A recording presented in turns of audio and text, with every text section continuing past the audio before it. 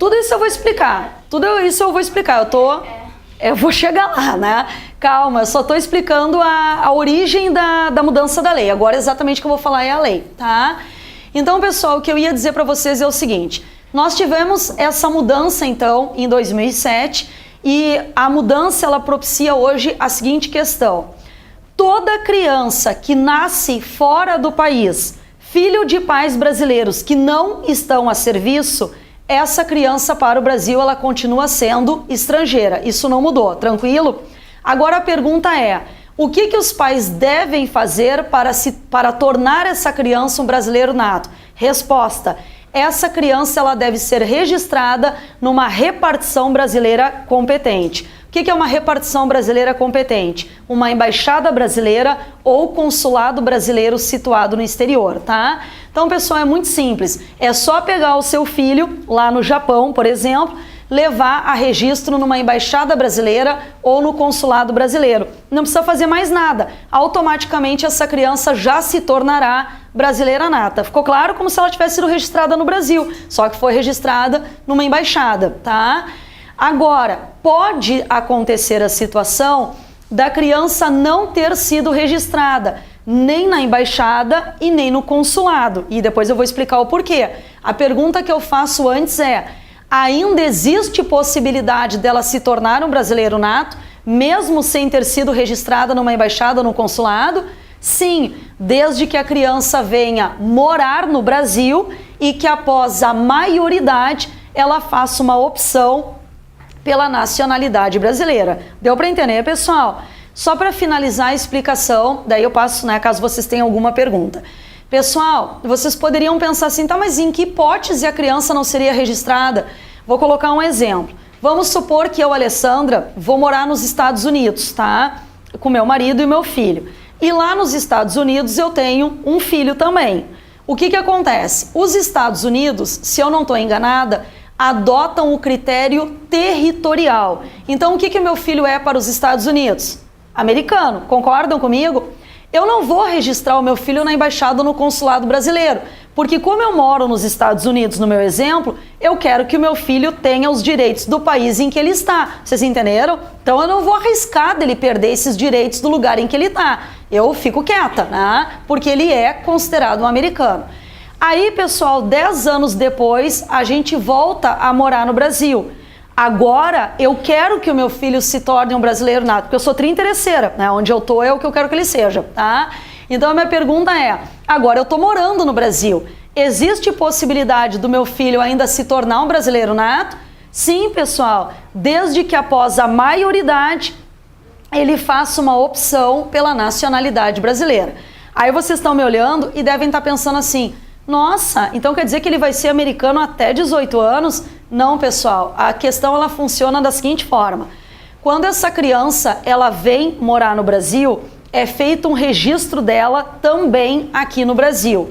E na certidão, pessoal, dela, vai escrito assim, ó, brasileiro nato sujeito à confirmação.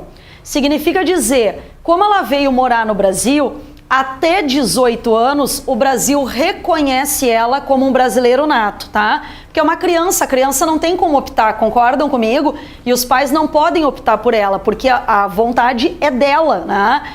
Então, o Brasil considera ela até 18 anos brasileiro nato. Vai escrito lá, brasileiro nato sujeito à confirmação. Significa dizer, quando ela alcançar 18 anos, ela tem que procurar a Justiça Federal e ela vai ter que dizer se ela realmente deseja se tornar um brasileiro nato. Aí vocês podem estar pensando, e se ela se tornar um brasileiro nato, ela vai perder a nacionalidade americana?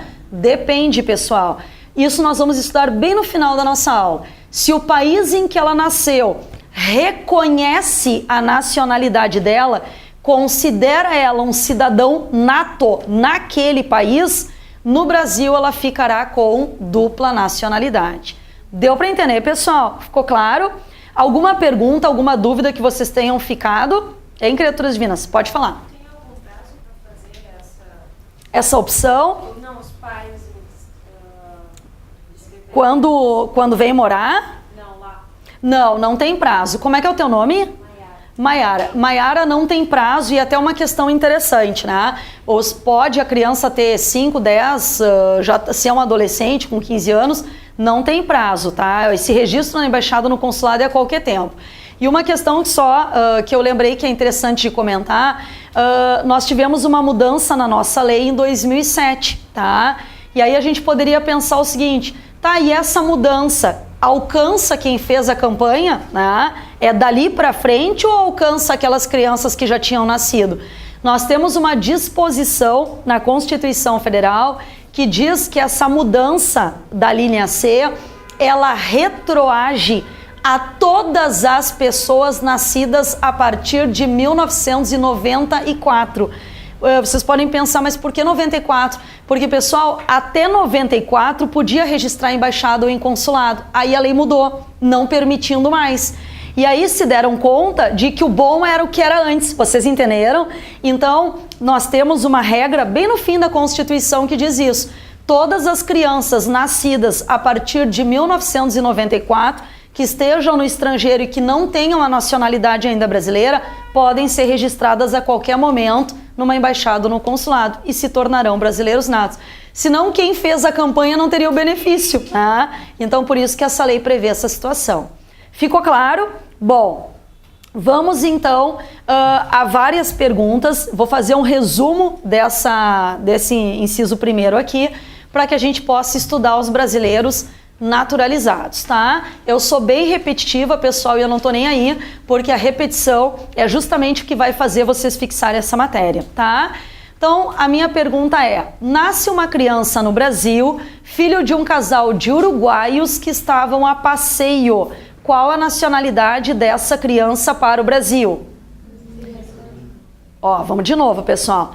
Nasce uma criança no Brasil, filho de um casal de uruguaios que estavam a passeio. Qual a nacionalidade da criança para o Brasil? Brasileira nata. Perfeito. Nasce no Brasil uma criança filho de um casal de uruguaios cujos pais estavam a serviço do Uruguai. Qual a nacionalidade da criança para o Brasil? Estrangeira. Nasce uma criança no Brasil, filho de um casal de uruguaios cujos pais estavam a serviço da China. Qual a nacionalidade dessa criança para o Brasil?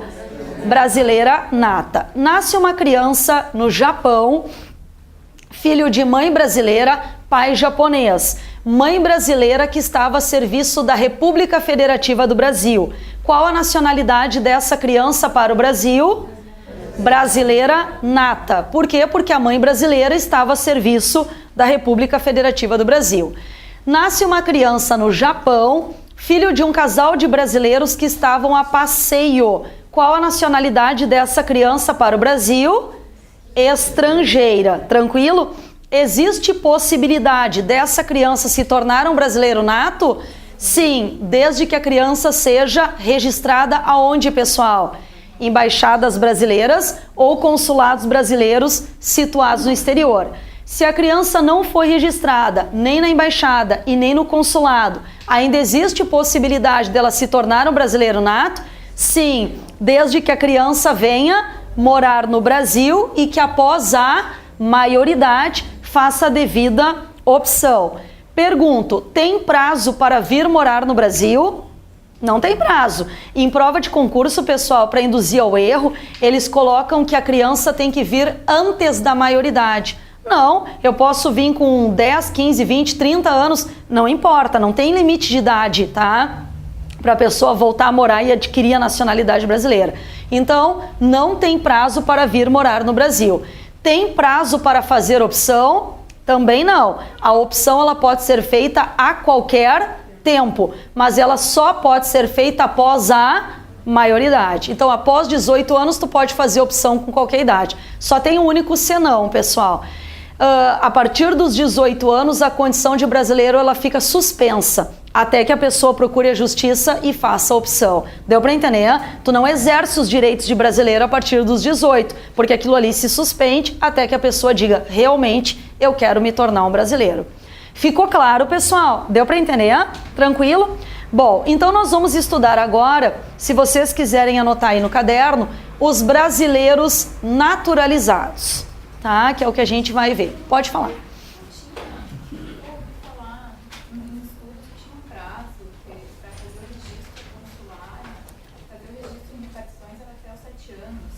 Não, pode até, pode ter alguma coisa na lei dos registros públicos que não seja referente a isso, tá? Porque, até posso dar uma olhada, mas eu não tenho a lei aqui comigo. Mas eu digo assim, em termos de aquisição de nacionalidade, a Constituição, que é a lei maior, né, digamos que se sobrepõe a qualquer legislação, a Constituição ela não coloca prazo. Então, até uma questão que é importante. Como é que é o teu nome? Tainara. É importante também dizer, Tainara, assim, ó, mesmo que tu tenha uma lei, que eu não me lembro de ter regra que seja até 7 anos, tá?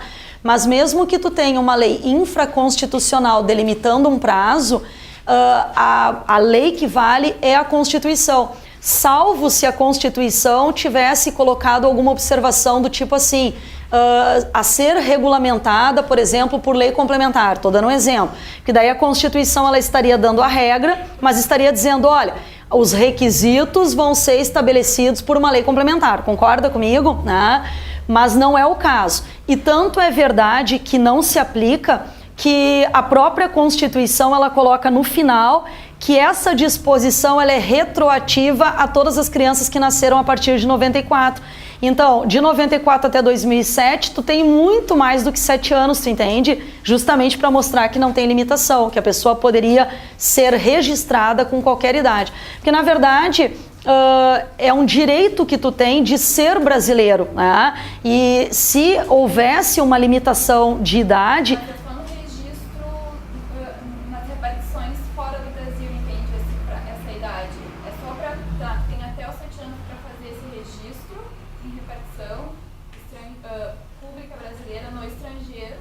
Do contrário, só poderia conseguir a nacionalidade de ser nato vindo residir no Brasil. Não tem.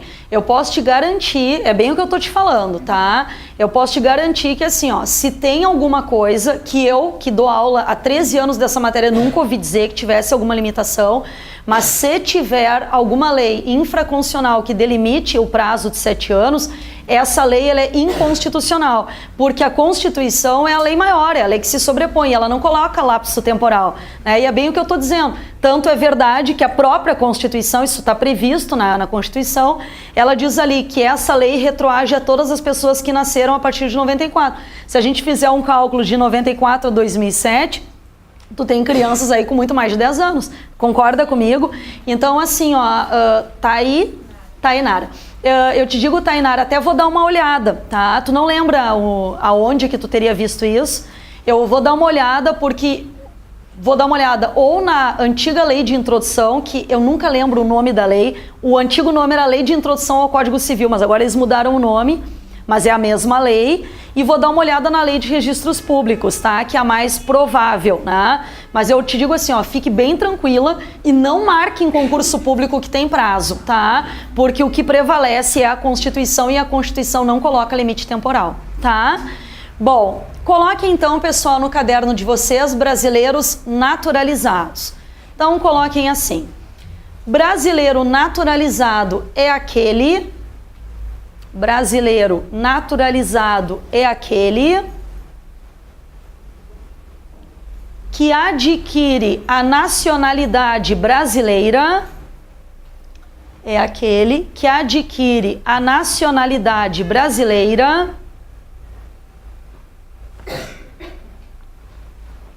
de forma secundária ou adquirida. É aquele que adquire a nacionalidade brasileira de forma secundária ou adquirida, vírgula. Ou seja, vírgula. Tá? Ou seja, vírgula, não pela ocorrência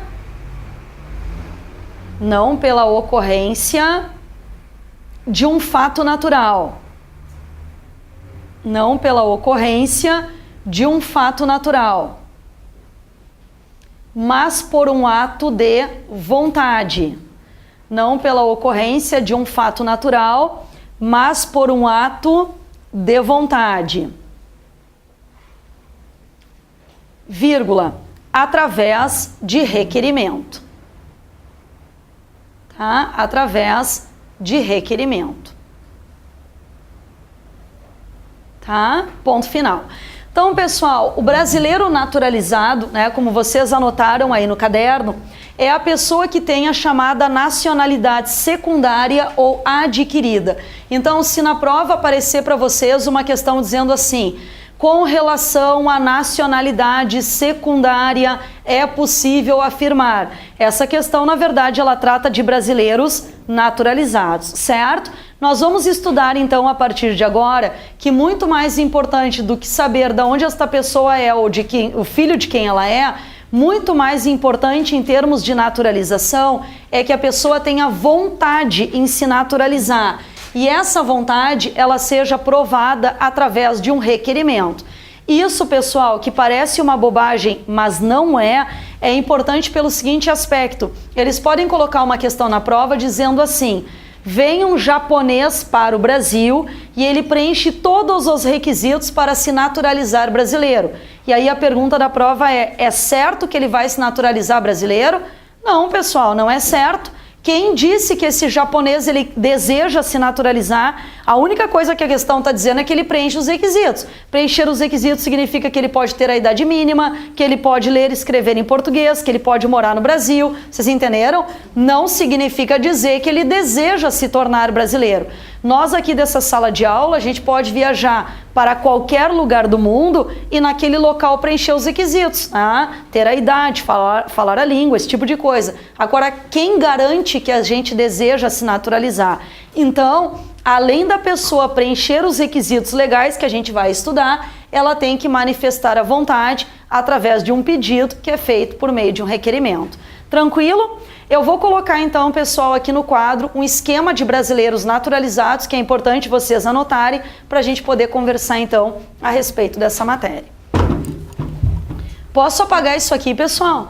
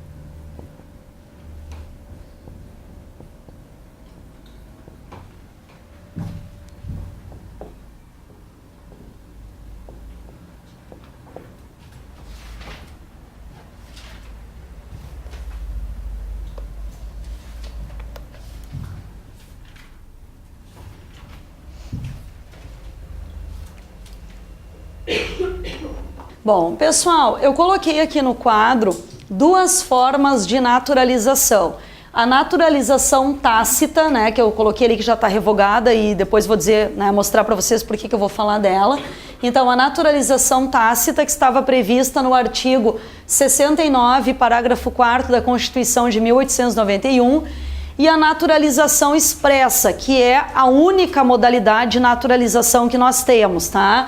Que é dividida em duas modalidades. A naturalização expressa ordinária, que é aquela comum, aquela que qualquer estrangeiro passa para se naturalizar no Brasil, e nós temos uma outra modalidade que é a chamada extraordinária, que recebe esse nome justamente porque ela é fora do comum, né? Porque ela tem um algo a mais, né, que a difere dessa forma ordinária.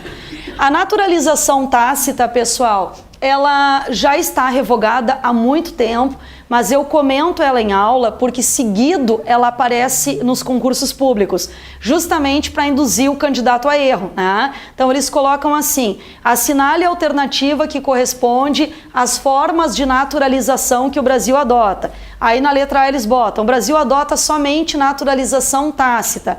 Letra B: o Brasil adota a naturalização tácita e a naturalização expressa. Letra C: o Brasil adota somente naturalização expressa. Então, se eu não comento em aula, o aluno, né, vendo aquilo ali, que talvez esteja vendo pela primeira vez aquela matéria, né, ele pode, obviamente, ficar em dúvida. Então, se aparecer isso aqui, vocês risquem, porque a alternativa, ela está errada. Mas eu vou comentar o que era essa naturalização, né, e por que ela não existe mais. Pessoal, se nós pensarmos em 1890, 1891, é uma época da história do nosso país que o Brasil estava em plena colonização. Tá? Então, nessa época, o Brasil tinha o maior interesse que os estrangeiros que aqui estavam se tornassem brasileiros naturalizados. O Brasil queria isso, justamente porque era um contingente de pessoas que muitas vezes significava uma mão de obra especializada que o Brasil naquela época não tinha, né? Então tinham aqui japoneses, tinham alemães, tinham italianos, né? E que muitas vezes, como eu falei, tinham, né, alguma qualidade no sentido de mão de obra especializada que o Brasil não possuía. Então o Brasil tinha o maior interesse que esses estrangeiros se naturalizassem brasileiros. Então olhem o que dizia a Constituição dessa época. Ela dizia assim: todo estrangeiro que estiver no Brasil na data da promulgação desta Constituição tem um prazo de 6 meses para dizer: quero continuar com a minha nacionalidade de origem. Se a criatura não falasse nada, automaticamente ela se naturalizava brasileira. Vocês viram? Aqui, pessoal, a pessoa não precisava pedir para se naturalizar, era o contrário. Se ela gostaria, se ela quisesse continuar a ser estrangeira, aí ela tinha que dizer. Vocês entenderam? Caso contrário, se ela ficasse quieta, automaticamente ela se naturalizava brasileira. Por isso que o nome é tácito. Tácito é silêncio, né? O silêncio da pessoa é que a tornava um naturalizado. Ficou claro? Isso, pessoal, acabou pouco tempo depois, né, sendo revogado. E hoje a única modalidade que nós temos é a expressa, e ela recebe esse nome justamente porque ela depende de um pedido, né? Justamente porque ela depende de requerimento, certo? Então, pessoal, peguem todos o artigo 12, inciso 2º, vamos aplicar isso aqui na nossa lei, tá? O artigo 12, inciso 2º, ele diz assim: são brasileiros naturalizados. Na letra A, pessoal, escrevam assim que eu já vou explicar. Naturalização expressa pela via ordinária, tá? Artigo 12, inciso 2º, a linha A. É a chamada naturalização expressa pela via ordinária. Tá? Naturalização expressa pela via ordinária. Então a letra A diz assim: são brasileiros naturalizados os que, na forma da lei, adquiram a nacionalidade brasileira, exigidos aos originários de países de língua portuguesa, fosforescente, pessoal, nos originários de país de língua portuguesa, apenas residência por 1 ano ininterrupto e a idoneidade moral. Fosforescente na residência por 1 ano ininterrupto e também na idoneidade moral. Bom, pessoal, prestem bem atenção então aqui no que eu vou explicar. O legislador, ele quis dar um benefício a todas as pessoas que são originárias de países de língua portuguesa. A minha pergunta é: originário de país de língua portuguesa é só português de Portugal? Não, né? Nós temos vários países que são de origem portuguesa: Angola, Moçambique, Cabo Verde, Timor-Leste, Guiné-Bissau, né? E por aí vai. Então, o legislador entendeu que pela proximidade da língua, né, os requisitos para essas pessoas deveriam ser mais simplificados. E o legislador disse o seguinte: olha, toda pessoa que tem origem portuguesa, que vem de um país de origem portuguesa, Para que essa pessoa se naturalize brasileira, ela só vai ter que provar duas coisas: que ela tem residência, né, no Brasil por pelo menos 1 ano e que ela tem idoneidade moral. Idoneidade moral, pessoal, significa dizer que não é um foragido da justiça lá do seu país, que não é uma pessoa que está aqui no Brasil de forma clandestina, que não é, essas expressões que eu vou usar são expressões jurídicas, tá? Não é uma pessoa que está se entregando à mendicância, à vadiagem, né? Porque eu falo isso, a pessoa baixou o nível, né? Não, é que são expressões jurídicas mesmo, né? Não é uma pessoa que, né, como eu disse, que está aí no Brasil sem saber o que quer. Na verdade, é um estrangeiro que veio aqui para o Brasil e que preenche esses requisitos e que, portanto, tem o direito de solicitar uma naturalização. Tranquilo até aqui? Agora, 2 perguntas que eu quero fazer a vocês. Primeira delas, uma pessoa de origem portuguesa veio para o Brasil, preencheu esses 2 requisitos, residência por 1 ano ininterrupto, e ela provou que ela tem a idoneidade moral. A pergunta é, será que é certo que ela vai se naturalizar brasileira? Será que é certo que ela consegue, pessoal? Não é certo. Primeiro que ela vai ter que fazer um pedido, né? Como eu já tinha dito. E segundo, pessoal, que a naturalização é um ato de soberania. É o governo brasileiro dando a um estrangeiro direitos de um brasileiro. Vocês entenderam?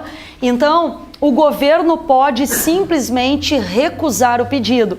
Se o Brasil entender que nós não estamos no momento adequado para conceder naturalizações, o governo pode vetar. E não tem recurso da decisão. Simplesmente é o governo que decide. Vocês entenderam? É um ato de soberania do país. Se o país entender que não é o momento para dar naturalizações, simplesmente não dá. Certo? Então não é, já falo contigo, não é uma concessão obrigatória. Nesse inciso primeiro. Tranquilo até aqui? Pode falar. Pode, não tem problema nenhum. Até porque quando o governo recusa, normalmente é uma situação que é muito rara de acontecer, tá? Essa recusa. E quando o Brasil recusa, é normalmente porque o Brasil e o país da pessoa estão com algum problema diplomático. Então, se aquele problema não existe mais, a pessoa pode fazer o pedido de novo. E até eu digo assim, ó, o ideal é que faça o pedido em outro governo, né? Por exemplo, teve a recusa no governo da Dilma, aí agora mudou o governo. Faz o pedido em outro governo. Não tem limite de vezes que pode pedir, não tem problema, tá? Só que daquela decisão não tem recurso, né? Então vai ter que fazer o pedido de novo. Tranquilo? Outra questão, pessoal, que eu ia comentar com vocês. A resposta da minha pergunta, ela está na linha A. Eu garanto a vocês que está na linha A, tá? A pergunta é, um alemão deseja se naturalizar brasileiro pela via ordinária. Tem como? Leiam a letra A. Quem já assistiu essa minha aula, eu peço que não responda para deixar os demais colegas, né, perceberem aqui. E eu garanto a vocês que a resposta está na letra A. Eu perguntei assim, um alemão deseja se naturalizar brasileiro pela via ordinária. Tem como? O que vocês acham?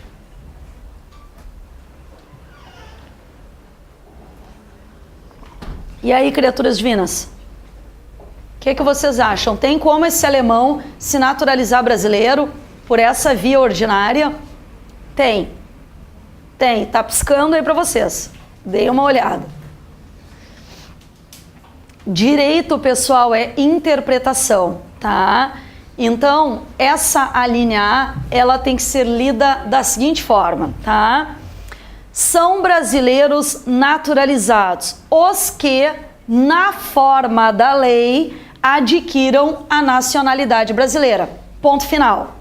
Exigidos aos originários de países de língua portuguesa apenas residência por 1 ano ininterrupto e a idoneidade moral. Pessoal, olhem para cá.